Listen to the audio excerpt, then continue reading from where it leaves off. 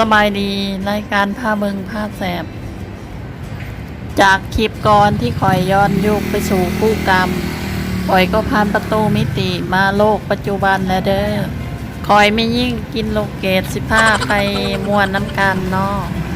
หวังว่าบุพเพจะอารวาสให้ผู้ชมฮักคอยหลายๆเด้อค่ะข้างหน้าคอยคือรถ2 แถวแดงมี2 สายเล่นไปวัดประดูและวัดมนตกปีโดยสารคนละ8 บาท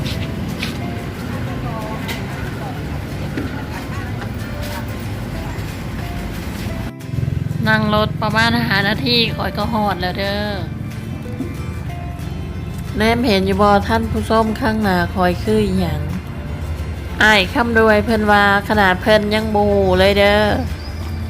แต่มีสิ่งแปลกใจกว่านั้นอีกขวามือมองนี่ก็คือสถานีรถไฟธนบุรี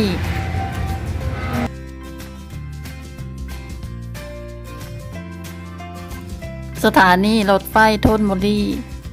เป็นสถานีต้นทางของสายใต้และตะเวนตกแต่ปัจจุบันมีรถไฟวิ่งน้อยลงเพราะรถไฟสายใต้ไปวิ่งสถานีหัวลำโพง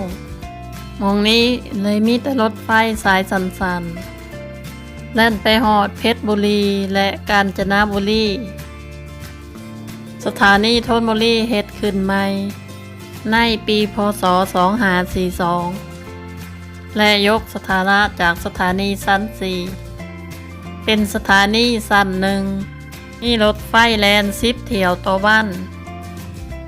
แต่สิ่งที่น่าแปลกใจก็คือหม่องนี้มีแต่นักท่องเที่ยวชาวต่างชาติขนาดอ้ายคำรวยและยังบ่ฮู้จักสถานีนี้เลยเด้อแต่นักท่องเที่ยวชาวต่างชาติฮู้จักหลายกว่ารพท.ย่อมาจากฮักแฟนคลับทุกคนเด้อค่ะบ่แม่นที่ถูกต้องคือรถไฟไทยที่คนไทยเพิ่นเอิ้นว่ารถไฟหวานเย็นที่มักจะเว้าว่า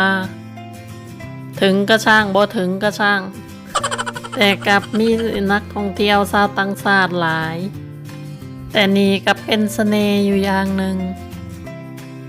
ที่ดึงดูดนักท่องเที่ยวชาวต่างชาติ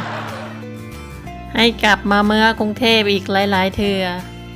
ถ้าเฮาเข้าใจเข้าถึงและพัฒนา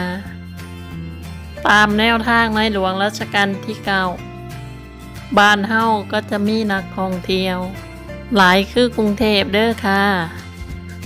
นี่เป็นหัวรถจากดีเซลไฟฟ้ายี่ห้อยีรุ่น SRT 4038ใช้งานมาตั้งแต่ปี2507อายุกว่า50 ปีแล้วเด้อมีเครื่องยนต์ขนาด660 แรงม้าจำนวน2 เครื่องนี่ก็เป็นบรรยากาศภายในขบวนรถไฟตู้ตำมิดอย่าตกใจเด้อบ่มีไผอยู่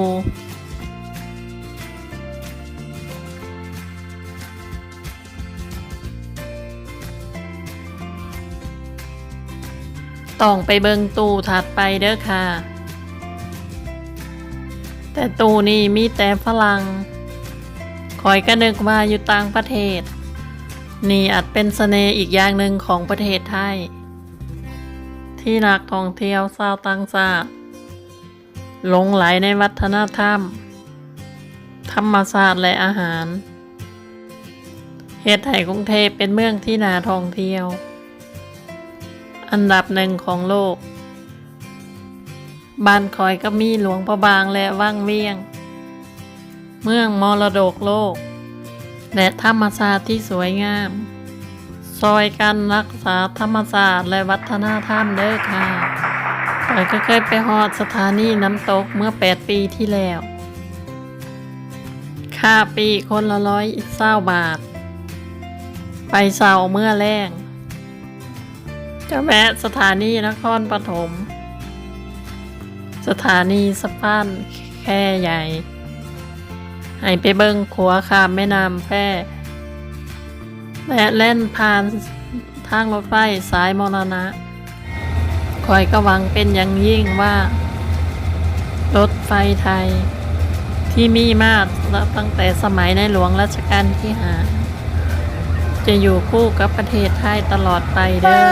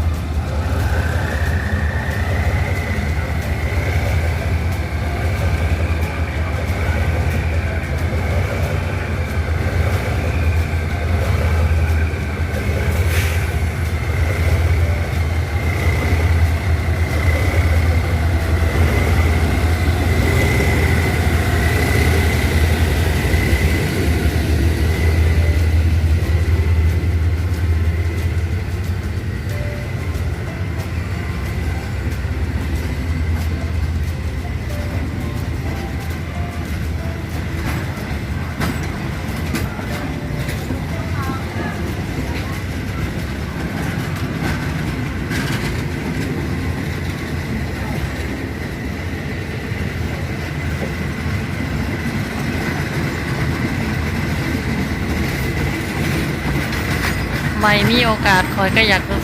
จะชวนท่านผู้ชมไปมวนน้ำกันเด้อค่ะคอยไม่ยิ่งกินลูกเกดกินขนมปังใจลูกเกดท่าน้ำโน่นเมื่อตั้งแต่อยู่สถานีรถไฟแล้วเด้อมีคอยก็มักหาของมากคอยแน่มองนี้เพื่อนเอินว่าตลาดสถานีรถไฟอยู่ติดสถานีรถไฟเลยเด้อค่ะโอ้กองทัพต้องเดินด้วยเถาะกินไม่หมดหรอก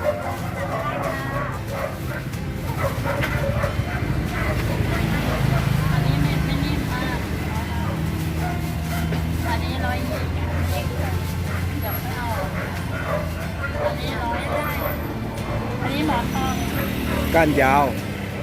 มีร้อยเลยเอาละถูกพออยากกินสิกินได้เลย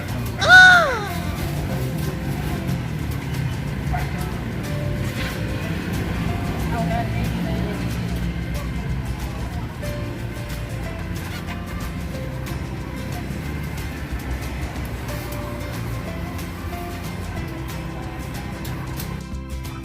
2 คลิปหน้าข่อยสิบ่เปิดสร้างรายได้เด้อค่ะฝากติดตามข่อยแน่ว่าข่อยสิไปอยู่ไสเบิ่งแล้วอย่าให้เด้อ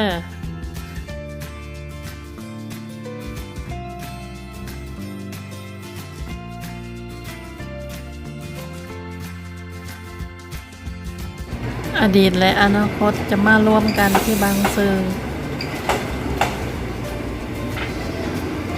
ฝากกดSubscribe กดกระดิ่งเป็นกำลังใจคอยด้วยเด้อค่ะ